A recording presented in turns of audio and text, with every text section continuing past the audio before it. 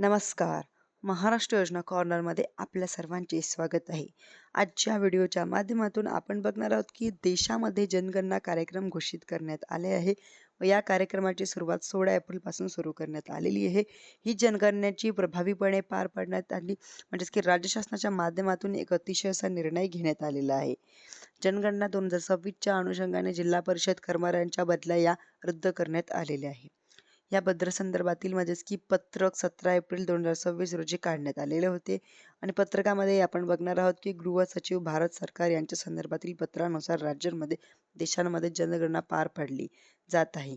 या जनगणनेचे काम सुरळीतपणे पार पडावे यासाठी कामाशी संबंधित जिल्हा परिषद गट क व गट ड संवर्गातील जिल्हा परिषदामधील सर्व शिक्षकांसह कर्मचाऱ्याचे सन 2026 ची सर्वसाधारण बदली प्रक्रिया राबवण्यात येऊ नये अशा प्रकारचा निर्णय घेण्यात आलेला आहे.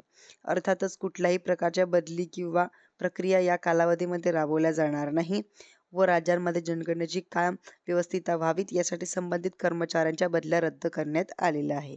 तुम्हाला जर असेच अपडेट हवे असतील तर माझ्या चॅनलला लाईक, सबस्क्राईब आणि शेअर करायला विसरू नका.